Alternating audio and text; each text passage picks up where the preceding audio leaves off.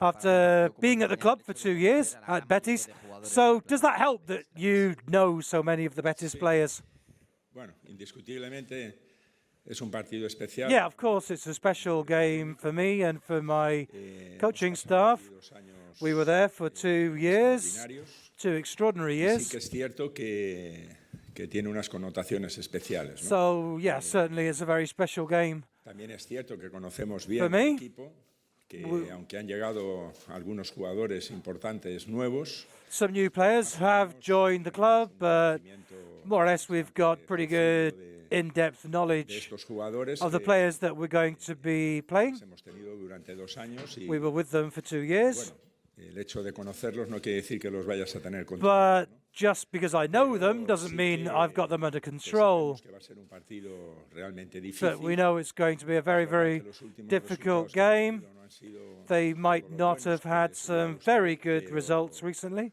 But they were very good in their last home game, beating Real Sociedad very well, and Real Sociedad are a very difficult team to play.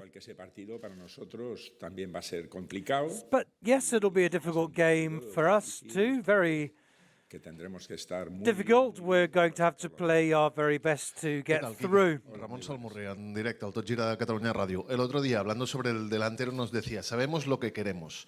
¿Qué perfil de delantero busca o qué? You said the other day you know what kind of striker you want.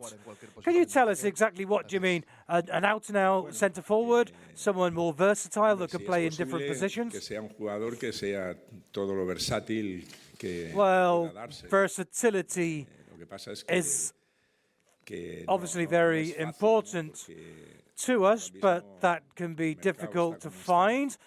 You can only have what's on the market.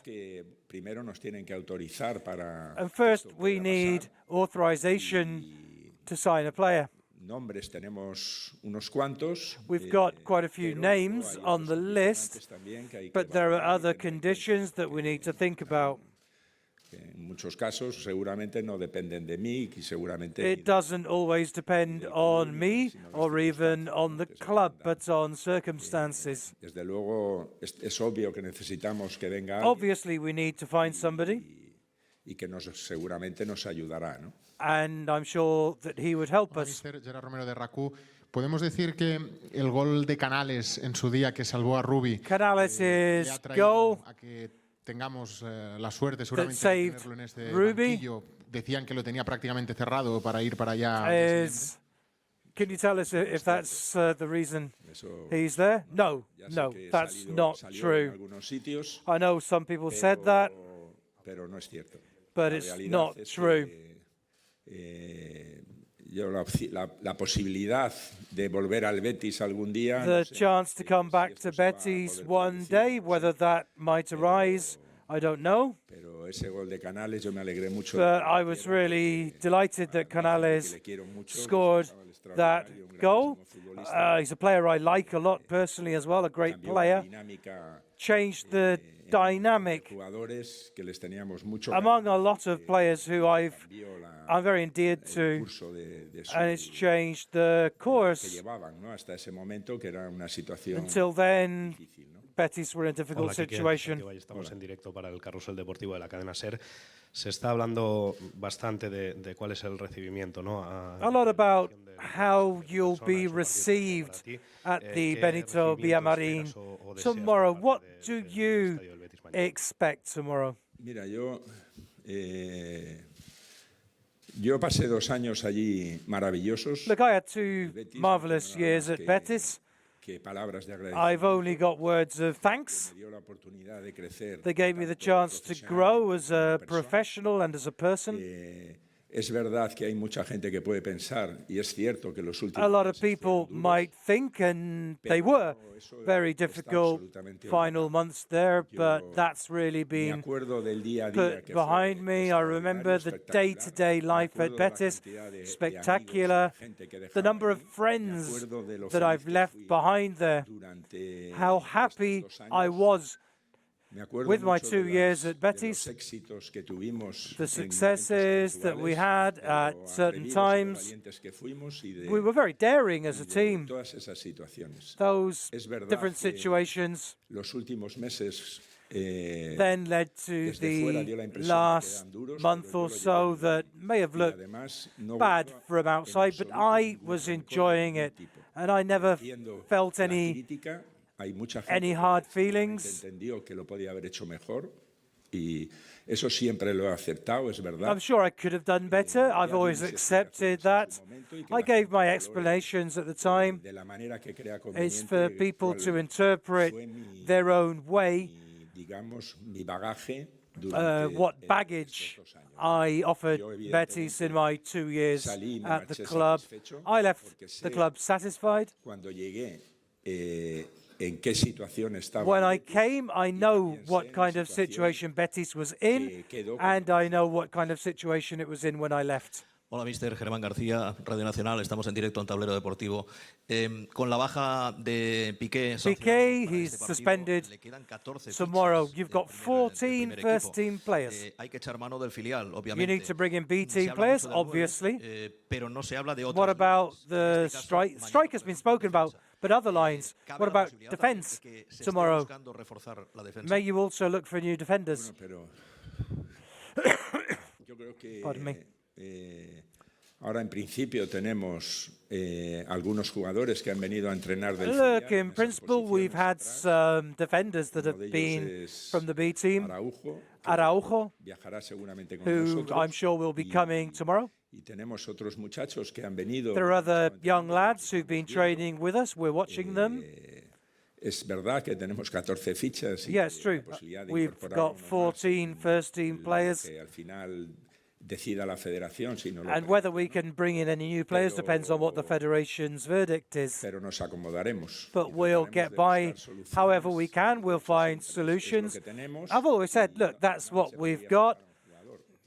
We can only sign one player, and the most important position is up front. That's where we need reinforcement. Juan Arias, de la cadena COPE. Al hilo de lo que está comentando, que se quede el Barça a estas alturas de temporada con 14 fichas, ¿no es una situación un poco para un equipo grande? Hasta ahora 3 competiciones, ahora 2. Talking again about the fact there's only 14 first-team players. Is that limiting? Well, yes, that's the reality. But we've got players that can settle into other positions, maybe in isolated moments. There could be difficulties because of that, but let's hope not. And if it does, look, I've always said we'll have to find solutions. Aquí, Carlos Escolán de Radio Marca, buenas tardes. Más allá de la emotividad del momento de volver a un estadio donde tomorrow emotional coming back to a stadium where you've had good and bad moments.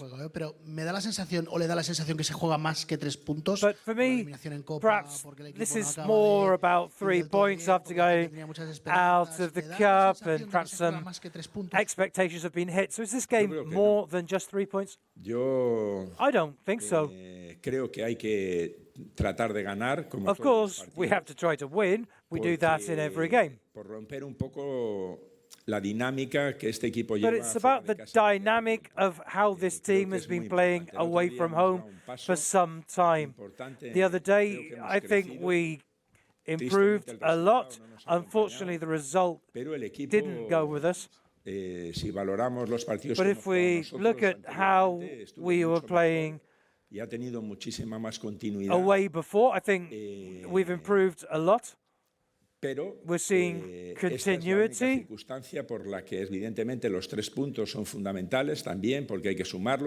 the 3 points are important, of course, because we need to get them. We want to be chasing for the league title until the end against whoever we need to fight against. That's what I really worry about. I think the improvement in the Cup, it's now time to ratify that in a really difficult ground, the Benito Villamarín. Alfredo Martínez, en directo para Radio Estadio Onda Cero. Ya lleva usted prácticamente un mes, ha vivido incluso ya una vicisitud que es la eliminación de la Copa. ¿Imaginaba la enorme repercusión que tiene la grandeza? Barça, ¿Es como usted lo estaba is viendo desde this fuera? what you expected from outside, or has it surprised you even more how important things are taken here? Y esto ya lo he dicho y lo diré muchas veces. Look, I've said this before and I'll say it again. I've not seen the huge repercussions that these have because I'm working on the training ground. I'll do so again on Monday. We'll be analysing how the game has gone, thinking about the next game. I try to isolate myself from the noise outside because that doesn't help me in any kind of way. I try to focus on playing football, the players as well. There are many factors that I can't control. Of course, I know the size of this club. I stick to doing my job and try not to let things that happen outside influence me in any kind of way. De BeIN Sports, viendo que vienen dos partidos en casa ante el Getafe y el Eibar, ¿considera Getafe and Eibar coming up at home?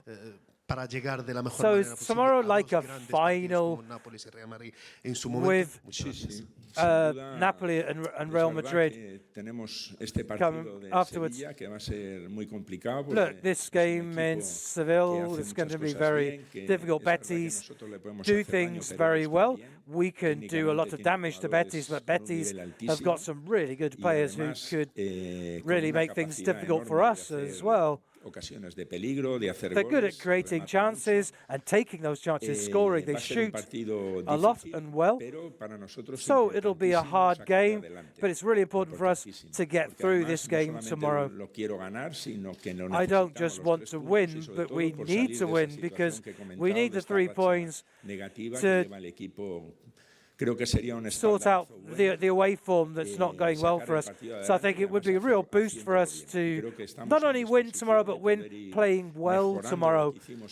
I think it's time for us to improve on what we did the other day. It'll be a different game. The Bilbao game was a very physical game, a lot of contact. Tomorrow will be different to that. But it's really important for us to play well and get through this game. Aquí a Martín Molina Diaria. A propósito de lo que comentaba ahora, ha hablado usted de síntomas de mejora. No sé cómo está el equipo, cómo ha reaccionado los jugadores, la plantilla, todos después de la eliminación en la Copa. How are the players after the Cup elimination? Que es de este partido podemos sacar muchas conclusiones. I think we've all got the same thought that we were hurt by losing the Cup game, but we've learned a lot from it. Pero esto hay que sacar esas conclusiones. We need to try to take the good conclusions from that game. Y por lo demás, pues hay que tirar para adelante. And it's a question now of just getting back out to the pitch, playing another game, taking things a day at a time. There's not much time to dwell on your sorrows at this club or in football. You need to be fresh and lucid and ready for tomorrow. Aquí, Jamie Easton para BeIN Sports Estados Unidos. Le voy a preguntar por un jugador que está en el Betis, pero que lo conoces, tú lo tuviste seguramente en su etapa de adaptación a lo que era la Liga Española, como es Diego Lainez. Diego Lainez, the Betis player that you had part of his growth. Mexicanos, ¿y por qué crees que le cuesta tanto asentarse en el equipo? And do you think that he's struggling to settle in after coming from Mexico? Young players, they can struggle to adapt, especially when they come from another country. Sobre lo que te da y te puede quitar un jugador. Y esto en los chavales jóvenes, en general en todos, pero en los chavales jóvenes, pues más, ¿no? Porque porque no es fácil. With young players, it's really important to appreciate that it's not easy to come from another country to play in such a competitive league as La Liga. I'm not trying to say that the Mexican league isn't, but it's a very different kind of competition here. No es nada fácil, es complicado. It can be very difficult to adapt. You need time to do that. Tienes que hacer muchísimas cosas bien. You need to get an awful lot of things right to win a place in a team. Hola, Quique, Alejandro Segura del diario Marca. Hablando de chicos jóvenes, parece muchas veces en la lista que si entra Ricky, no entra Collado y viceversa. ¿Qué te aporta cada uno de los dos para que vayas convocándolos una semana uno, otra semana otro? What is it? Because they're sort of coming in and out. What's your verdict overall? They're two very different players. One gives us one kind of thing. ¿A quién podemos necesitar? We try to think which player we need most at certain times of the game and make our decisions in consequence of that. They're two very good players. They've both got chances to play. We're getting to know them better every day. We're seeing what they're capable of doing for us in every training session. Unlike the other players from the B team, it's a time of learning. But particularly with Ricky, there are a lot of players in the position where he would normally play. Collado playing up front, well, he's going to get chances. So we'll have to see how things go there. Quería preguntarte por Emerson del Betis. Emerson, the Betis player, being asked about by a Brazilian. Tres goles, 5 asistencias. Scored 3 goals and 5 assists so far this season. So after a year in Spain, what can you tell us about Emerson? I think I answered this question a few weeks ago. Emerson is a player that we know well. We've watched him develop this season. Last year, the time he got, we could sense lots of good things, and he's now starting to confirm that. Surrounded by very good players, and that is going to make him better too. Hola, mister. Francesc Latorre en directo para Sport 3. Hablaba usted en diversas ocasiones de la necesidad de revertir esta dinámica del equipo fuera de casa. Away form. ¿Ha detectado que es simplemente un problema futbolístico? Is it just a football problem? Bloqueo psicológico. Or is there something psychological about away games? After Liverpool, Rome.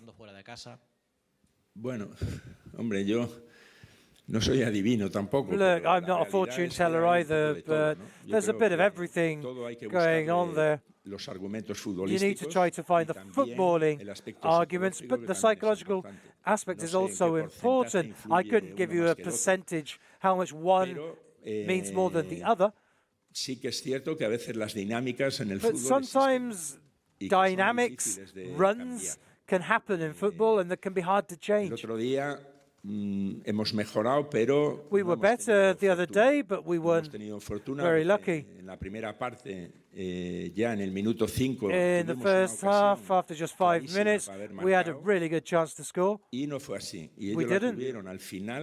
They got a chance right at the end of the game, and they scored. It wasn't even a clear chance.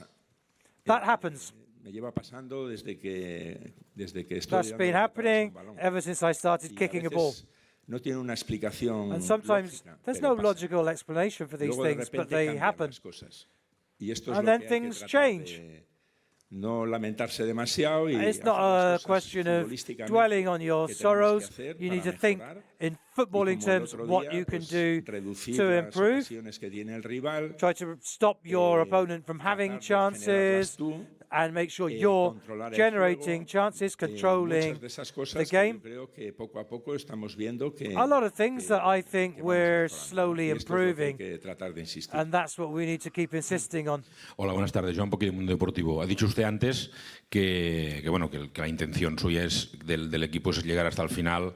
You said your intention is to keep fighting for the league title towards the end of the season. Do you prefer playing before or after your direct rival? No tengo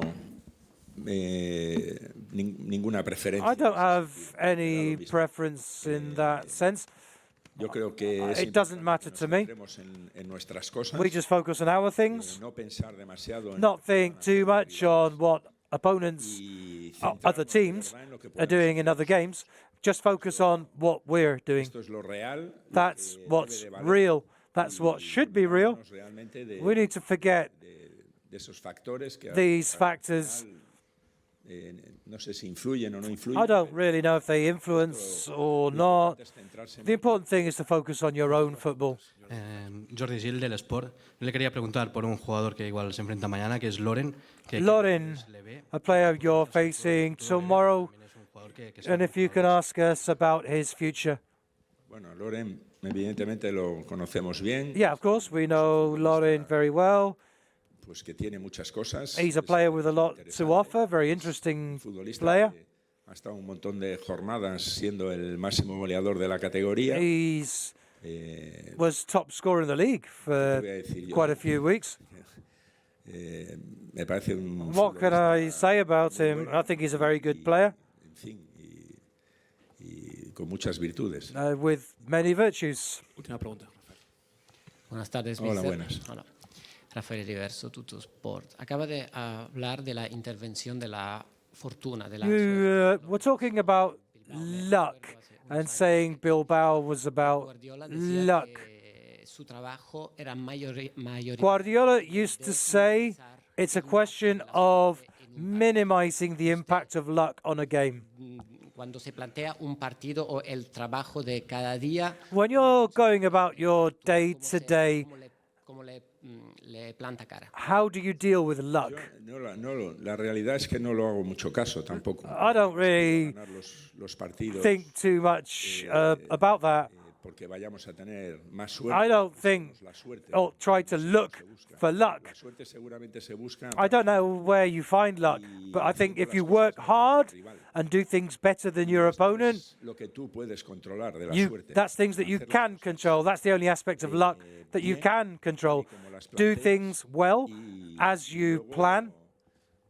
Seguramente, pues confiar en que todo eso And just trust that te va a ayudar para ganar. it's all going to help you to win. Es verdad que hay momentos puntuales que todos sabemos. There will always be isolated moments when you know how just one specific move can change everything. Pero estos son cosas que realmente no puedes controlar. But these are things that you can't control them. Al menos esta es la experiencia que tengo. At least from my experience in football, tú trata de hacer las cosas mejor. you just try to do things better than your opponent, put your plans into action, Trata de convencer a tus futbolistas para convince your players and teach them que todo su potencial to encima de draw on their full potential and show that on the pitch. That's the right way forward to win games. That's what I look for. Do things well, work hard for my players to be happy, enjoying themselves. Because if we keep showing them and getting them associating, combining well, then they'll give the best that they can give. And when you've got players like the ones we've got that do that, then it's going to work for you on the pitch. And that way, luck will be on your side. Okay, thank you very much. 6 o'clock, the team are training, and you can watch the first 15